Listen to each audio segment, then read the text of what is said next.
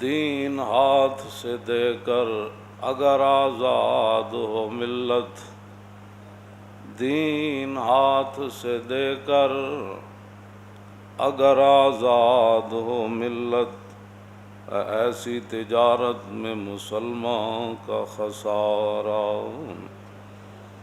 دین ہاتھ سے دے کر اگر آزاد ہو ملت، ایسی تجارت میں مسلمان کا خسارہ۔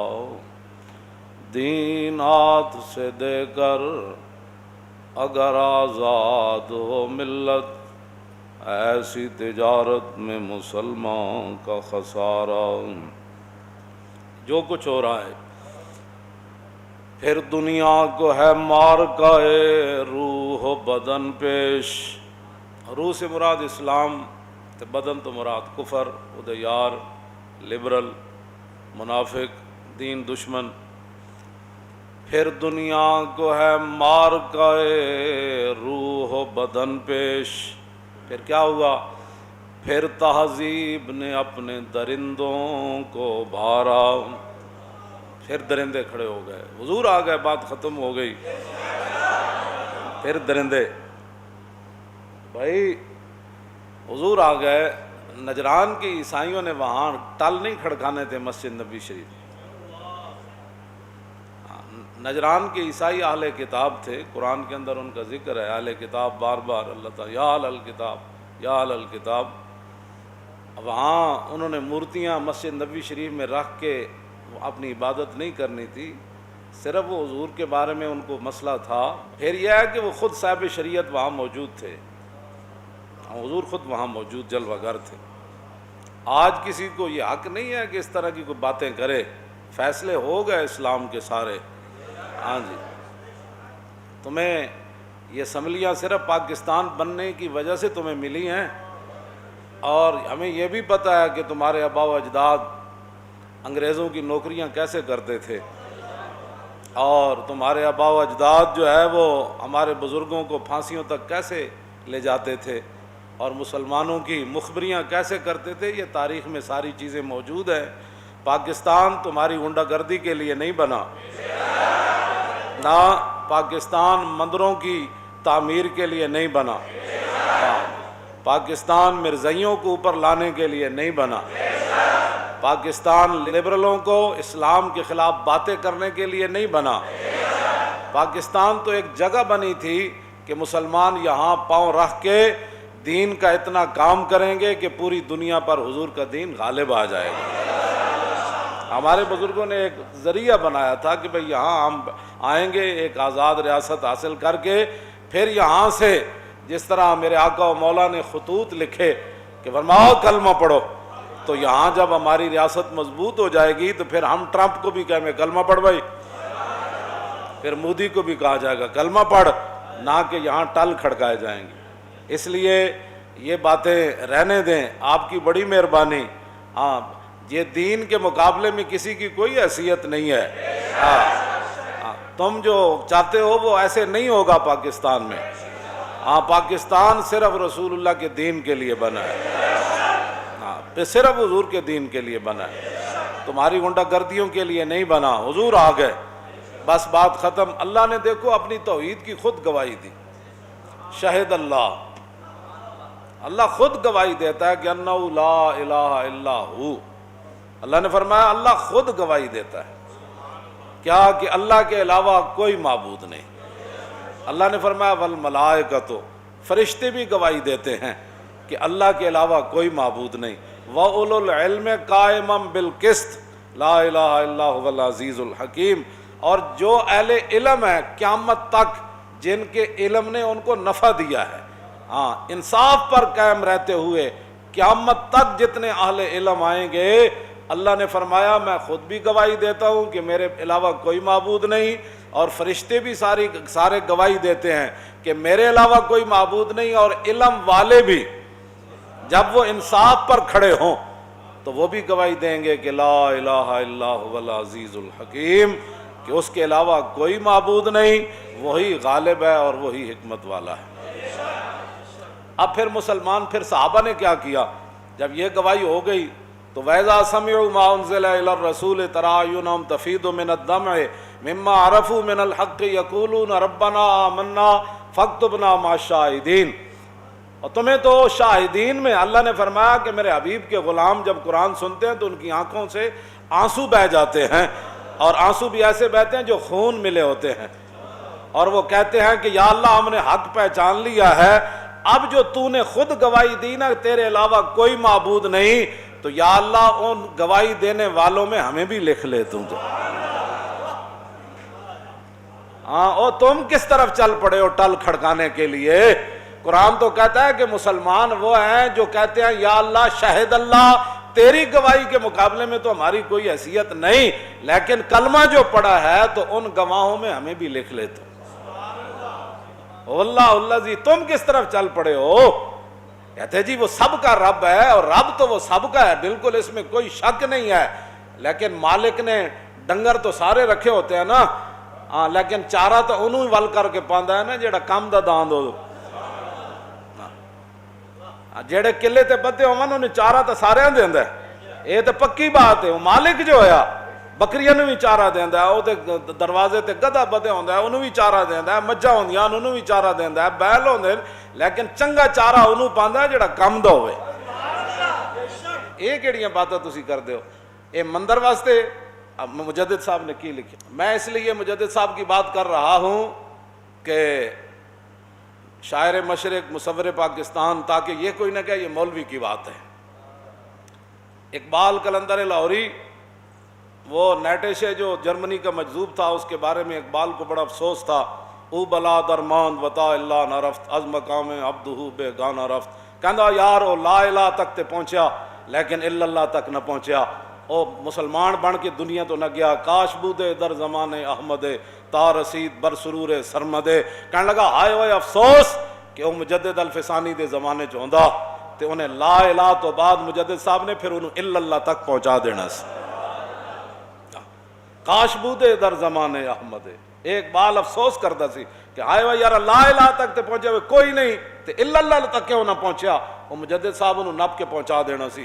لیکن جدوں مجدد صاحب دی قبر تے حاضر ہوا اقبال تے اے جڑے تسی مندراں دی حمایت کر رہے ہو نا، اے مجدد صاحب دا ذرا سنو تو مجدد صاحب نے کی لکھیا۔ تسی تھا کہ ویسے ہدایت تو میرے رب دے ہاتھ چ، ہاں جی انہیں تو انہوں دینی یا نہیں، لیکن چوہے نہ بنو دین واسطے۔ ہاں مجدد صاحب فرماندے نہ میں سیر کرن گیا تو میں جہنم دے دروازے تے پہنچیا تے حضرت مالک نال ملاقات ہو گئی، دروغہ جہنم، حضرت مالک ہے نا انہوں دا نام، حضور معراج والی رات تشریف لے گئے نا، سارے فرشتیاں نے حضور نو سلام کیتا تے نال مسکرا کے کیتا، تے حضرت مالک نے جدوں حضور نو سلام کیتا تے اینج تے کیتا مسکرائے کوئی نہیں، اور میں جبریل اے کیوں نہیں ہسے؟ عرض کی حضور جدوں دے پیدا ہوئے نا ہسے نہیں، جنا ہسنا ہوندا تے اج ہس پیندے۔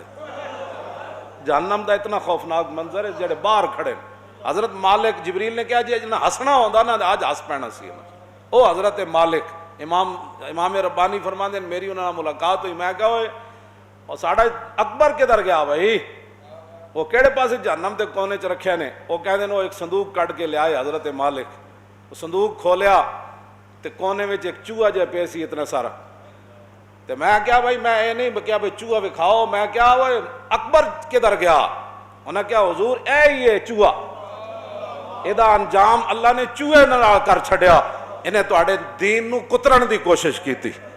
دین اکبری مشہور، ہاں جی دین اکبری، چوہے نہ بنو، ہاں اے نہ ہوئے اسے صندوق وچ تانوں ہی بند کر دیتا جائے۔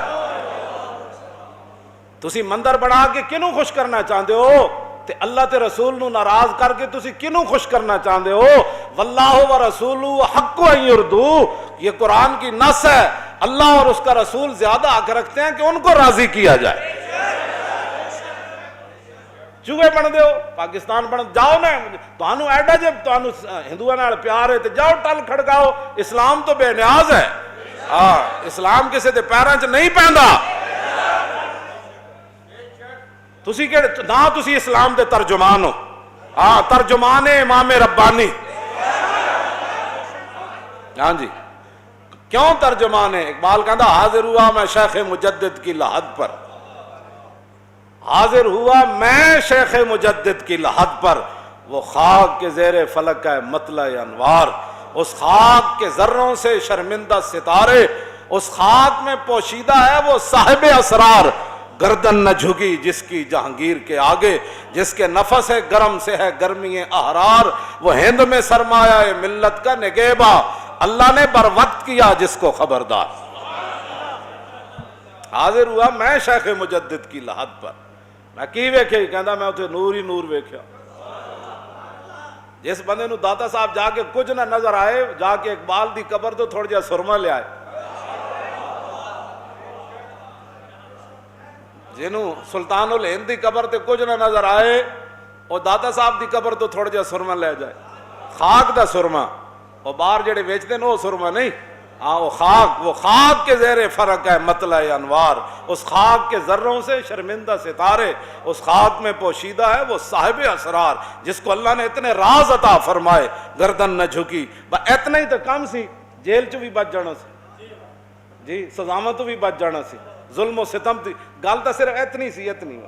لوگ پورا دین دے کر کہتے ہیں ہم عاشق رسول ہیں، ساڑھے بس گل تو اتنی سی نا بھائی اینج ہو جانا، گردن نہ جھکی۔ انہیں بلایا، انہیں کیا جھکاؤ اس دی گردن، آپ نے فرمایا چلیا اے گردن تو سوائے رب دے کتنی جھکی، تو کون جھکانا؟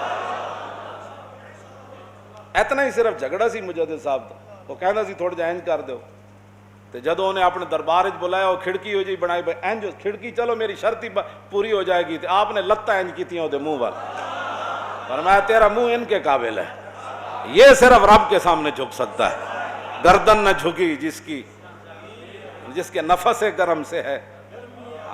اقبال کہندا مجدد صاحب بھاویں قبر چن لیکن جڑی سانس لیندے نا، جڑے باہر لوگن غیرت والے، وہ سانس نہ وہ بھی گرم ہو جاندے، جس کے نفس گرم سے ہے گرمی احرار، وہ ہند میں سرمایہ ملت کا نگہباں، اللہ نے بر وقت کیا جس کو خبردار۔ میں انہاں نال گل کرن لگا، جے اللہ انہاں نوں ہدایت دے، مجدد صاحب نے کی لکھیا، میں وہ صفحہ کٹ کے پھر میں ویسے وضاحت کر دینا۔ 663 صفحہ مجدد صاحب نے کی لکھیا، آپ نے فرمایا کہ میں ایک بندے دی تیمارداری کرن گیا، تے میں ویکھیا کہ وہ دل تے ظلمتاں ہی ظلمتاں، اللہ ان ظلمتوں کو دور کرنے کا ارادہ کیا اور چاہا کہ وہ ظلمتیں اس کے دل سے دور ہو جائیں، لیکن اس کے دل نے قبول ہی نہ کیا۔ مجدد صاحب دی توجہ قبول نہ کی۔